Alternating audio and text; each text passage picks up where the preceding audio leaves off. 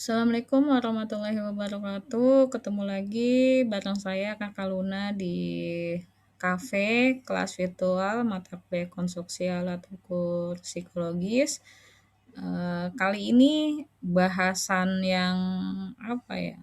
Puncak lah jawarannya atau kunciannya itu bagaimana menganalisis butir soal menggunakan aplikasi. Kalau sebelumnya saya sampaikan bagaimana menganalisis soal secara manual, hitung tangan, walaupun saya tidak mencontohkan bagaimana menghitung dengan tangannya, hanya teorinya saja. Tapi setelah ini akan saya sampaikan bagaimana menghitung atau menganalisis butir soal eh, dengan menggunakan Anates, nama aplikasinya, step by step. Gitu, teman-teman, eh, kita mulai saja. Bagaimana caranya menganalisis butir soal dengan menggunakan aplikasi Anates?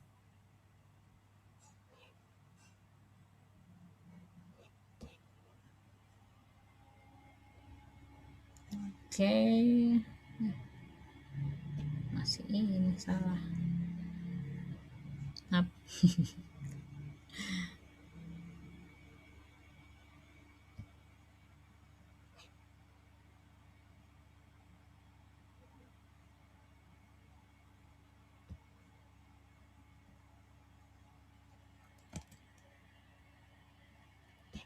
Kok ini lagi?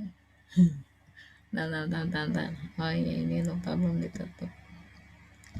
Jadi ini mulai.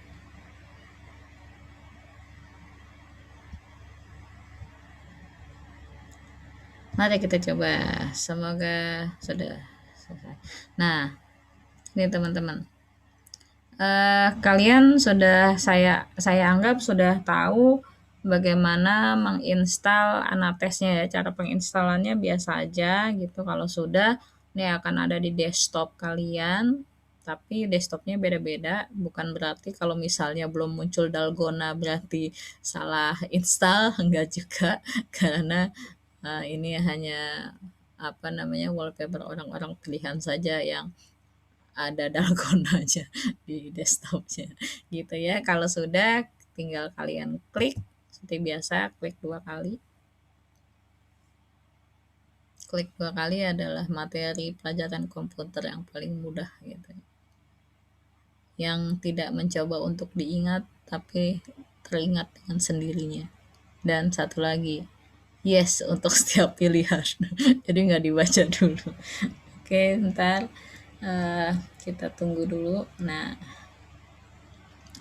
kalau sudah berhasil dibuka, kalian akan muncul tampilan seperti ini nih teman-teman. Ini ada file, ada penyekoran, dan ini ada olah data.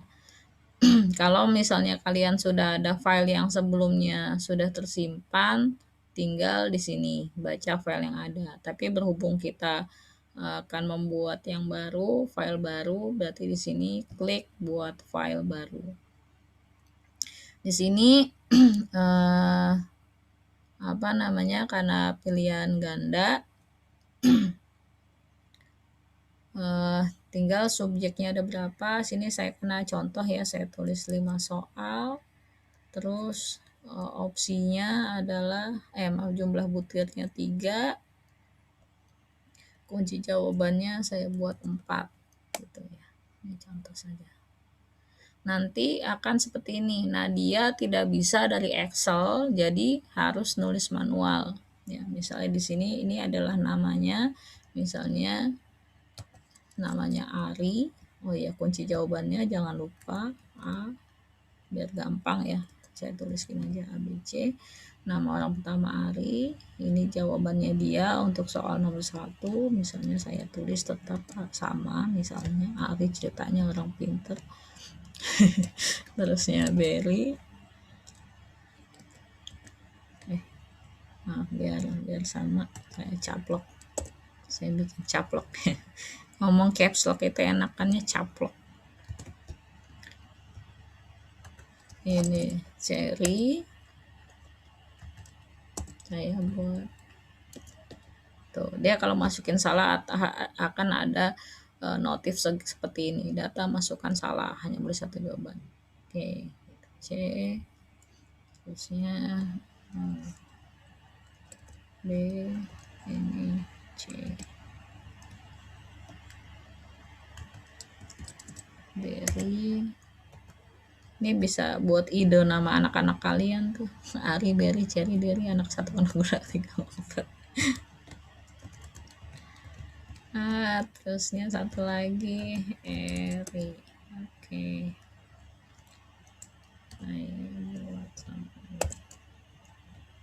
Kalau sudah seperti ini, tinggal kalau mau simpan ya. Kalau baca file nggak perlu lah ya, baca file buat apa sih kalau misalnya masuk ke simpenan yang sebelumnya gitu. Baca file.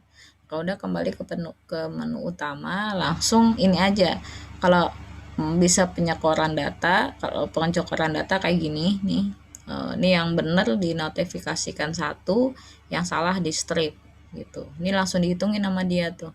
Mau diurutin nggak skor tinggi terendah? Kalau iya tinggal digituin. Kalau enggak ya sudah. Ada rata-rata, ada standar deviasinya. Kalau mau cetak, save di sini. Mau cetak print. Ntar lah itu belakangan gambarannya ya. Nah, skor di bobot, ada skor di bobot nggak? Kalau enggak kan, kalau kita kan benar 1, salah 0 ya udah gitu. Cetak nih begini maksudnya tuh, kayak begini ya. Ini yang mau buat di printer seperti ini. Kalau enggak ya udah. Kembali ke menu utama. Nah, kalau mau diolah satu-satu nih yang tadi kita bahas nih, reliabilitas, kelompok unggul dan kelompok kelompok unggul dan kelompok bawah gitu. Daya pembeda, tingkat kesukaran, korelasi butir dengan skotota, dan kualitas pengecok nih. Yang tadi kita bahas nih, daya pembeda, tingkat kesukaran, dan kualitas pengecok. Kalau ini korelasi butir doang. Kalau mau semuanya langsung aja, cereng. Nah, akan seperti ini. Ari benar 3, salah 0. Nggak ada yang kosong. Kalau kosong maksudnya ada jawaban yang nggak diisi. Gitu. Berry benar 1, salah 2. Cherry benar 2, salah 1. Berry benar 1, salah 2. Eri benar 3, salah 0. Ini reliabilitasnya berapa? Reliabilitasnya dalam rata skornya 2, simpangan bakunya 1, berarti tidak terlampau variatif gitu ya. Korelasinya jelek itu minus 0,41, reliabilitasnya juga jelek. Ini yang tadi saya bilang, kalau misalnya orangnya sedikit, dia tidak akan stabil. Jadi yang item kita yang benar-benar yang seharusnya bisa berfungsi dengan baik, tapi kita hanya uji cobakan hanya sedikit gitu, hanya ke 5 orang, maka hasilnya kayak begini tuh. Parah habis gitu, reliabilitasnya minus. Nah, ini kelompok atas. Yang masuk kelompok atas yang mana aja? Kalau kalian lihat seperti ini, atas 1, bawah 1, berarti dia pakai yang mana? Tata cara pengelompokan yang mana? 50% kah? 30% kah? 27% kah? Atau 10%? Karena 5 ya, berarti ini sekitar kalau nggak saya salah ya, kalau sedikit ini nggak begitu kelihatan. Kalau dari sini kan kayak 10% satu-satu, tapi seingat saya anak tes itu pakai yang 27%. Nih daya pembedanya tuh, daya pembeda butir 1, bedanya 0, berarti apa? Jelek banget. Ini daya bedanya bagus nih, 1 gitu. Daya bedanya 1 karena benar-benar bisa membeda. Nanti tinggal yang kalian bandingkan di indeks adalah yang ini nih, karena untuk daya beda dia tidak diinterpretasikan gitu. Jadi kalian cek nih ke interpretasinya, ke indeksnya yang tadi diberikan. Nah, kalau tingkat kesukaran ini udah ada interpretasinya atau ditafsirkan. Soal nomor 1 sedang. Kenapa? Karena 60% orang menjawab benar. Kalau nomor 2 yang benar 4, ini mudah karena 80% benar ini yang tadi saya bilang. Terus juga ini sama, sedang.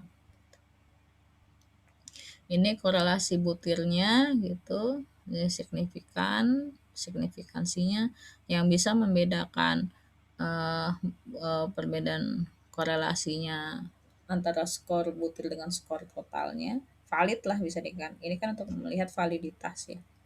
Adalah yang nomor 3. Berarti yang ini bisa dipakai jika kita pakai yang 0,3. Tapi kalau lihat di DF-nya nanti lihat aja tabelnya ya. Saya juga nggak apa. Jadi kalau melihat di sini validitasnya yang bisa dipakai adalah nomor 3. Nah, sebenarnya kalau bicara validitas tidak hanya ini doang sebenarnya. Taraf kesukaran, daya beda, fungsi distraktor itu juga sebenarnya untuk melihat validitas butir gitu. Berdasarkan informasi-informasi yang tadi kita memutuskan ini butir di drop atau tidak gitu. Jadi tidak hanya mengandalkan satu angka doang kalau definisi validitas yang baru itu seperti itu. Tidak hanya mengandalkan ini, tapi kita mengumpulkan berbagai informasi untuk membuat keputusan terkait item tersebut. Itu definisi validitas yang sekarang. Ini batas signifikansinya. Tadi itu batas signifikansinya. Kita mau pakai yang mana? DF-nya kan ada berapa item? Kita cuma 3 ya. 3 kurang 2, 1. Berarti di bawah sini semuanya P-nya 0,5. Kenapa tadi drop? Karena batasnya adalah 0,576. Makanya drop semua ya. Karena ini semua di bawah 0,576. Kalau P-nya 0,05, kalau P-nya ngambil 0,01 apalagi gitu. Jadi yang signifikan adalah ini gitu nih. Ini sudah diberikan tabelnya juga di sini. Mantap. Ini yang kualitas pengecohnya ya. Kalau yang dikasih bintang 2 gitu ya. Ini adalah Maijen. Oh, salah bukan. Bintang 2 berarti kunci jawaban gitu ya. Ini kunci jawaban gitu. Kalau yang plusnya 1 ini sangat baik. Berarti B dan C ini bisa mengecoh orang-orang untuk masuk ke situ. Ada yang jawab. Nah, D ini nggak berfungsi dengan baik. Ya, D itu buruk. Ini apalagi yang ini nih sangat buruk. Nah, sangat buruk ini biasanya tidak ada yang memilih sama sekali. Kalau yang buruk ini ada yang memilih tapi tidak sesuai dengan syarat gitu. Nah, kalau yang ini nih 2 sama 3, ini yang A nomor 2 3. Ini nih yang harus harus diganti benar-benar. Gitu. Nanti kalau sudah sama tinggal cetak ke printer silakan gitu. Tapi ini saya nggak dicetak. Nah gitu, ini kayak gini sama tinggal kalau udah oke gitu. Kalau mau preview silakan kalau udah oke. Kalau mau cetak ke file berarti simpan gitu ya, di save gitu. Tapi dia bentuknya ini txt. Nanti simpannya di mana? Kalau sudah kembali ke menu sebelumnya. Gitu teman-teman, gampang banget. Pun nanti kalau yang esai, nanti ada pilihannya tuh mau esai atau enggak. Tapi kalau di Anates dibagi 2 filenya, jadi enggak dalam satu file. Nanti lihat aja di yang saya berikan tuh filenya tinggal dipilih. Kalau mau menganalisis esai ya di tab esainya, di tampilan esainya. Kalau yang di pilihan ganda ya di aplikasikan gandanya gitu. Kalau udah mau simpan misalnya kalian mau disimpan, sini tulis simpan gitu ya. Kalau ini simpannya simpan file, misalnya kalian belum selesai mengerjakan ternyata udah capek gitu, ngantuk ntar lagi misalnya gitu, karena baru nginput sampai 10 orang misalnya, padahal ada peserta tes kalian uji cobanya ada 20. Karena capek udah langsung aja simpen sini. Ini nggak usah ekstensinya nggak usah diapa-apain. Kalau sudah kalian kasih nama misalnya Bismillah 1 bisa gitu. Bismillah sebelum fix gitu. Akhirnya udah selesai, alhamdulillah. Ya, terusnya kalau sudah save, ya ini saya cancel aja karena saya nggak mau save di save gitu. Nanti kalau misalnya kalian ingin melanjutkan lagi, kalau udah selesai dari bangun dari tidurnya pastinya, tinggal baca file yang ada. Baca file yang ada. Kalau misalnya mau tadi ada yang salah, ternyata pas kalian hitung, kalian cek, wah gue tadi salah masukin. Nah, tinggal diklik ini aja edit data mentah, ini tinggal diganti di sini. Gitu. Misalnya ini jadi C. Gitu. Ya, gitu aja sih teman-teman, gampang banget. Ini hanya beneran sekedipan mata saja gitu, nggak perlu berpanjang kata, berpanjang lebar, sampai keluar keringat darah untuk memahami ini, nggak banget. Ini lebih gampang daripada main Mobile Legend kali ya, atau apa mencari impostor di Among Us gitu. Ini gampang banget gitu. Kayak kita mainan kalkulator biasa. Gitu aja teman-teman, dengan demikian seluruh materi KUP dalam hal ini terkait tes prestasi sudah saya sampaikan. Jadi bisa mengerjakan pelaporannya dan mencicil pengerjaan laporannya gitu. Jika masih ada yang belum dipahami seperti biasa bisa ditanyakan di bawah di bawah sini gitu. Tanyakan di bawah sini. Entah ditanyakannya ke siapa, pokoknya di bawah situ aja nanyanya. Gitu aja teman-teman. Terima kasih waktunya. Semoga bermanfaat dan sekali lagi ayo lebih baik dan ayo lebih asyik. So, saya pamit. Assalamualaikum warahmatullahi wabarakatuh.